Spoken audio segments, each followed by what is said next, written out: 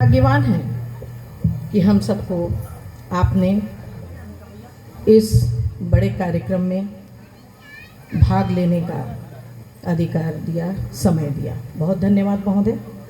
अब हम एक छोटी सी वंदना के साथ अपने कार्यक्रम की शुरुआत करें।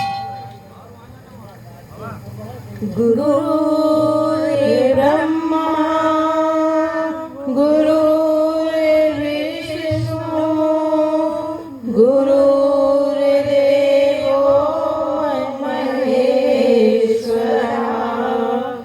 गुरु साक्षात् परं ब्रह्म तस्मै श्री गुरुवे नमः। तस्मै श्री गुरुवे नमः।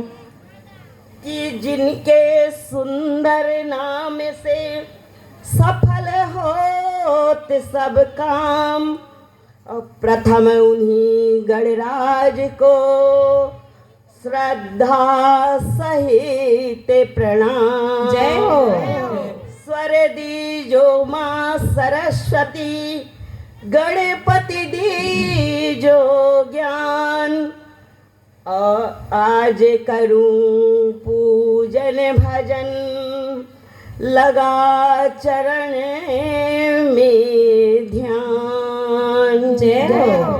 तो प्रथम नमन गुरुदेव को, और दूजा गौरी गणेश, तीजा नमन माँ सरस्वती, ब्रह्मा विष्णु महेश। बोलिए चांग देवी मैया की जय हो।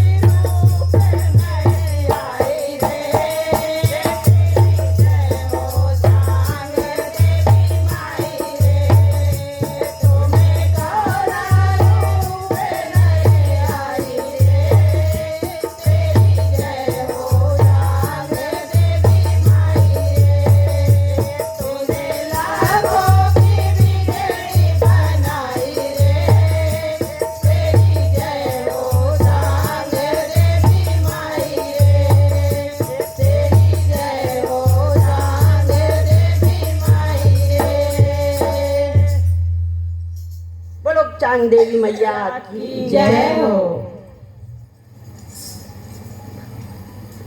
महोदय, अब हम आपको वैसे तो रामचरितमानस के दोहे और इनके अर्थ की व्याख्या करना हमारे बस का नहीं, क्योंकि जितने दोहे हैं उतने अर्थ, और गोस्वामी जी ने किस मत में क्या कहा है उसको तो हम व्याख्यात नहीं कर सकते, पर अपनी टूटी फूटी भाषा और ज्ञान के अनुसार आपको उस तरफ ले चलने का एक छोटा सा प्रयास करते हैं। बड़े ही अच्छे प्रकरण पर हम आए कि रामचंद्र जी वनवास में घूमते हुए भीलनी के पास पहुंचते हैं। हम सभी जानते हैं रामचंद्र जी प्रेम में, अपने भक्तों के प्रेम में डूब जाते हैं, और शबरी माता जैसे राम की भक्त शायद ना कोई हुई और ना कोई होगी। तो माता के पास जब रामचंद्र जी पहुंचते हैं, माता सीता और लक्ष्मण के साथ, और शबरी ने बड़ी ही तैयारी और किया था देख के प्रभु के आने की, बरसों से तैयारी वो करती रही, और प्रभु को पा करके तो भाव विह्वल हो गई। उन्होंने बड़े सारे फल फूल इकट्ठा किए थे प्रभु को खिलाने के लिए, और हम सभी थोड़ा बहुत सुने ही हैं और पढ़ के जानते ही हैं कि उन्होंने उन फलों को चख करके और प्रभु को खिलाने का प्रयास किया। इस दोहे में अत्यंत रसीले और स्वादिष्ट कंदमूलों की व्याख्या की गई है, जिसको प्रशंसा करके प्रभु धीरे धीरे उनका स्वाद लेते हैं।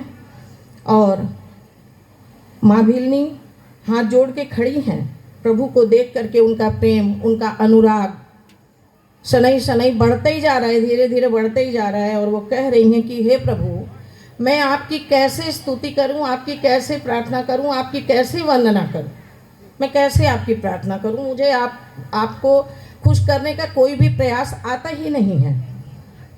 मैं बड़ी ही नीच जाति की हूँ, मंद बुद्धि की हूँ, मेरे पास कुछ भी नहीं इतना बड़ा उपहार जिसको मैं दे करके कि आपको खुश कर सकूं। मैं अधम हूँ, स्त्रियों को वैसे भी मंद बुद्धि माना गया है, और मैं स्त्री हूँ, मंद बुद्धि हूँ, मेरे पास कुछ भी नहीं, पापनाशन मंद बुद्धि हूँ मैं। हे रघुनाथ, रघुनाथ जी खुश होते हैं उनकी भक्ति से और कहते हैं कि हे भामिनी, मेरी बात सुन, मैं तो केवल एक भक्ति का ही संबंध जानता हूँ।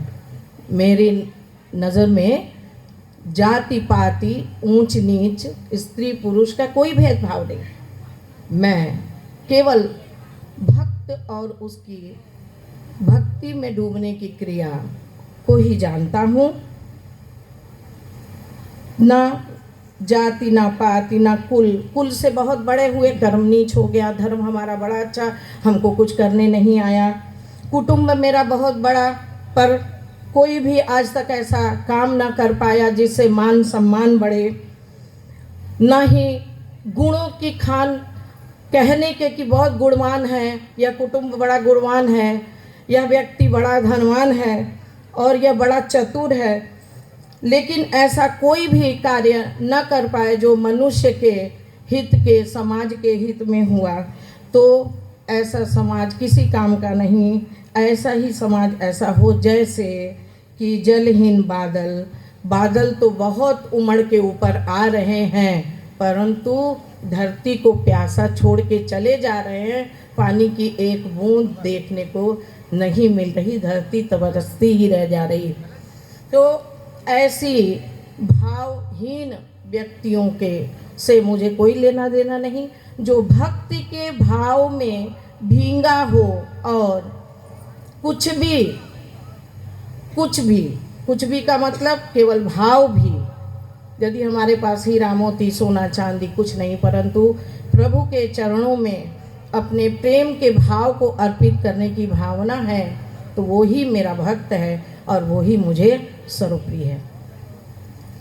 आप सम्मानित निर्णायक लोगों को यदि मंशा पसंद आई हो तो बहुत धन्यवाद। अब हमारा ये प्रेरित भजन जो हम प्रस्तुत करने जा रहे हैं।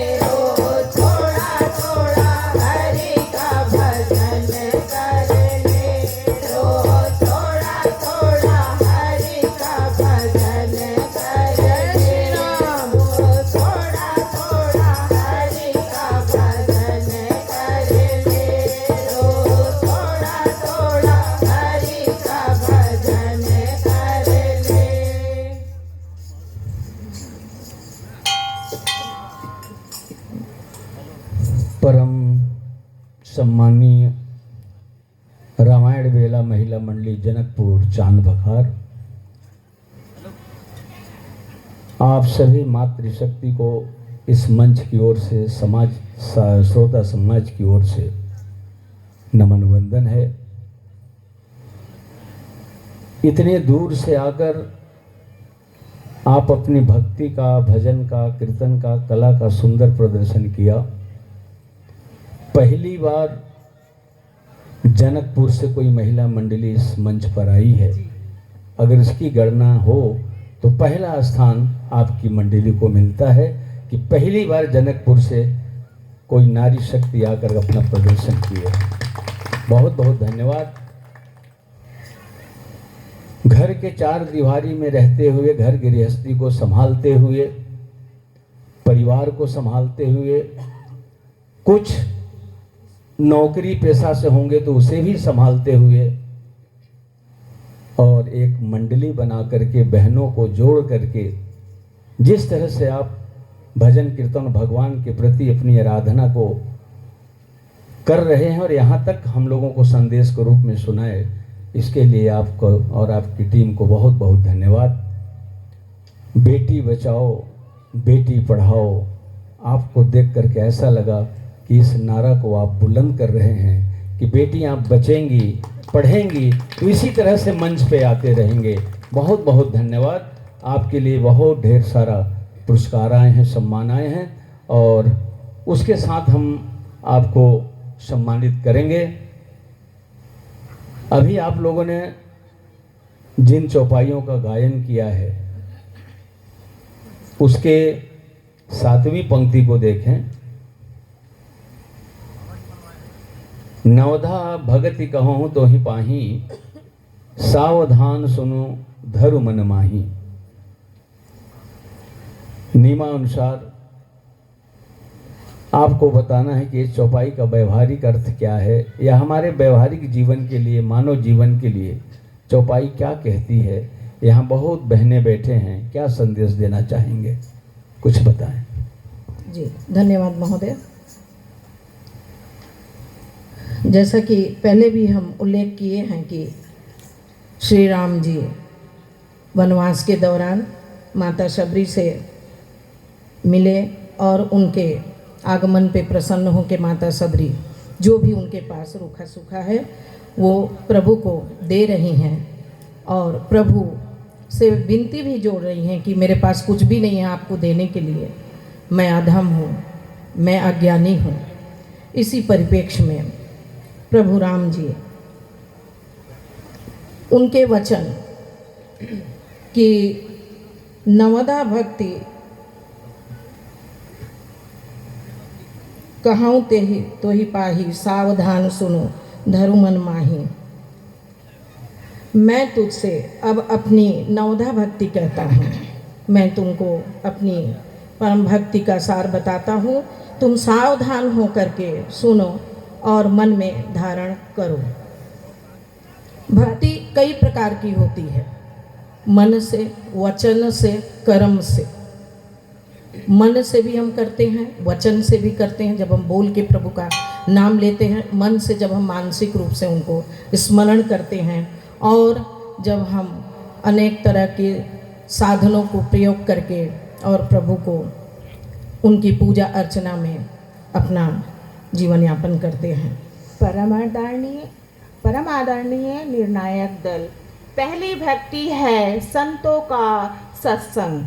आज की युवा पीढ़ी, आज की पीढ़ी को सत्संग में शामिल होना चाहिए और आध्यात्मिक पूजा पाठ में एक साथ बैठकर आराधना करनी चाहिए। दूसरी भक्ति है मेरे कथा प्रसंग में प्रेम। प्रभु राम कहते हैं मेरे कथा प्रसंग में प्रेम। धन्यवाद। चलिए, बहुत अच्छा कहा आपने।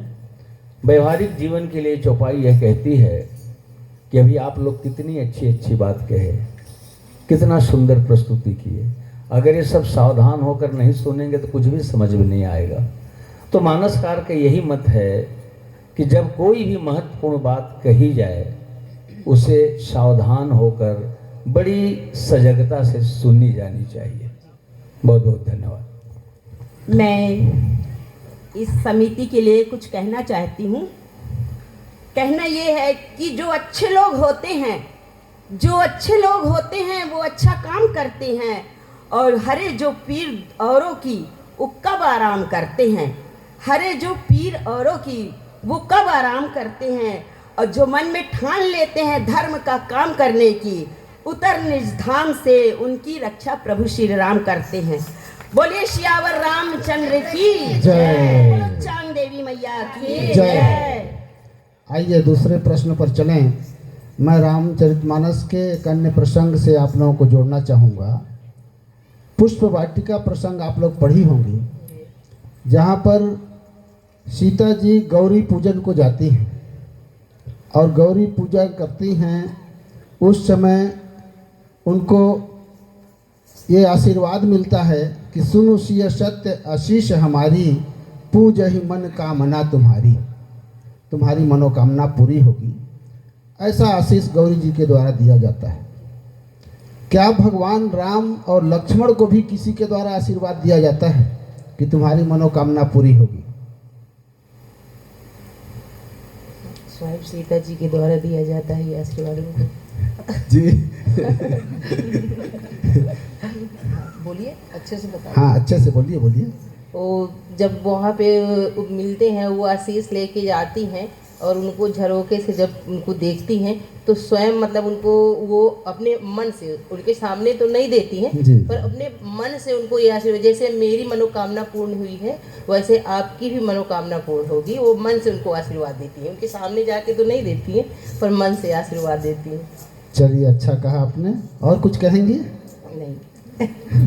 चलिए, कोई बात नहीं। जब राम और लक्ष्मण पुष्प लेने वहाँ गए हुए थे, फूल लेकर जब वापस होते हैं तो राम जी बड़े सरल स्वभाव के सारी चीज़ों को विश्वामित्र जी के पास बता देते हैं कि ऐसा ऐसा सीता जी को हम लोगों ने देखा, ऐसा देखा, ये देखा, वो देखा, सब बता देते हैं। तब उस समय जब पूजा के लिए फूल दे देते हैं तो विश्वामित्र जी पूजा कर लेते हैं। इसके बाद सुमन पाई मुनि पूजा किन्हीं, मुनि आशीष दूँ भाई ने दिन्हीं, सुफल मनोरथ हो तुम्हारे, राम लखन सुनि भय सुखाए। विश्वामित्र जी उन लोगों को आशीर्वाद देते हैं तुम्हारे मनो। चलिए, आप लोगों ने अच्छा प्रयास किया, बहुत सुंदर प्रयास किया। बोलिए श्यावर रामचंद्र की जय। बहुत अच्छा लगा। सम्माननीय रामायण वेला महिला मंडली जनकपुर चांद बखार, आप इसी तरह से जब आपको आमंत्रित करें तो आकर कार्यक्रम देते रहें। ढेर सारे पुरस्कार आपके लिए आए हैं। इन पुरस्कारों के साथ सम्मान हम आपको मंच से विदा करेंगे और अगली मंडली को मंच पर आमंत्रित करेंगे। श्री राम जानकी बालिका मंडली अर्जुनपुर, तत्पश्चात संकट मोचन मानस मंडली भैंसवार, श्री रामचरित मानस उजियारपुर तैयार रहेंगे। ये नगद राशि भी ले जाएं यहाँ से आप लोग। और यह पूरी शुद्ध महिला मंडली है, पूरे सदस्य बहनें हैं हमारी, इसीलिए इन्हें 1100 रुपये का विशेष पुरस्कार समिति के द्वारा दिए जाने का निर्णय लिया गया है कि जो मंडली में पूरे सदस्य महिला रहेंगे उन्हें नगद राशि दी जाएगी और 5 अंक बोनस भी मिलेगा। तो ये बहनें धन्यवाद, 5 अंक बोनस भी।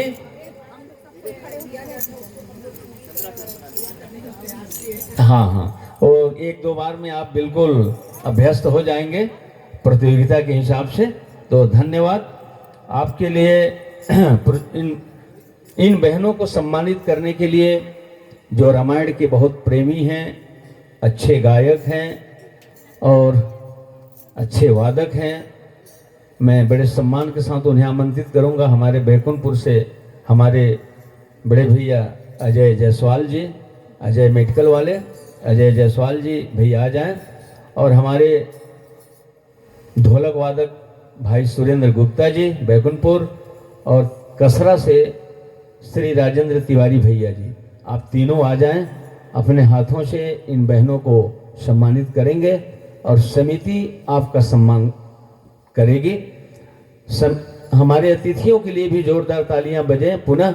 ये अतिथि हमारे बीच बने हुए हैं और बड़े रामायण के प्रेमी हैं और अच्छे गायक हैं, वादक हैं, मर्मज्ञ हैं। इन्हें जो सम्मान मिला है, हमारा आशा देवी सोनपाकर जनपद अध्यक्ष बहन जी की ओर से 100 रुपये, राधा राजवाड़े, निशिता राजवाड़े चिरगुड़ा, इनकी ओर से 1000 रुपये, प्रकाश राजवाड़े की ओर से 50 रुपये, हमारे प्रेमलाल राजवाड़े जी ढोलक वादक के लिए 50 रुपये, ब्रिज कुमार पटेल बेलिया सोनहत वाले भैया 100 रुपये, और हमारे कृष्ण मुरारी गुप्ता भैया पटना, कृष्ण कुमार साहू जी भैया कोचिला पटना, और हमारे सम्मानी राजेंद्र पांडे जी, इनके ओर सबके 300 रुपये का सम्मान आया है। नारी तू नारायणी तुझे सत सत प्रणाम, ऐसा भाव भी इन्होंने व्यक्त किया है। जान साय सोनपाकर पूर्व जनपद अध्यक्ष सोनहत 500 रुपये, राम सुभग साहू जी की ओर से 100 रुपये, आलम शाह रजवाड़े और गई की ओर से 30 रुपये, हमारे सुरेंद्र गुप्ता घड़ी चौक वाले भैया की ओर से 100 रुपये, हमारे अजय जायसवाल भैया जी की ओर से भी 100 रुपये, सुमंत राजवाड़ी पूछला 100 रुपये, हनुमान सेवा समिति पटना की ओर से 500 रुपये का नगद सम्मान आया है। सभी सम्मान देने वाले भाइयों का, बहनों का भोलेनाथ भंडार भरपूर रखें, आपका सहयोग, आपका आशीर्वाद संबल प्रदान करे। बहुत बहुत धन्यवाद। अयोध्या कांड दोहा नंबर 15, 8 लाइन के चौपाइयों का गायन करें, 22 मिनट के समय का सुंदर उपयोग करें। श्री राम जानकी बालिका मंडली अर्जुनपुर। जय श्री राम, जय श्री राम। ओमकार गिरी गोस्वामी जी भैंसवार, ओमकार गिरी गोस्वामी जी भैंसवार, उनकी ओर से समिति को सहयोग के रूप में 1005 रुपए का सहयोग मिला है। हमारे वाल्मीकि दुबे जी कैलाशपुर वाले भैया, यहाँ मंदिर की प्राण प्रतिष्ठा हुई है, इधर एक बार मेरे साइड में देखिए, बैठेंगे। उसके लिए इन्होंने प्रतिमा भेंट दिया है, भगवान की प्रतिमा। भगवान इनका खूब मंगल करे, कल्याण करे, ऐसी हम कामना करते हैं। बहुत बहुत धन्यवाद। ये इसमें वीडियो ऑन चल रहा है और ये जूम बहुत ज़्यादा है, आ रहा था। हम लोग का भी ऐसा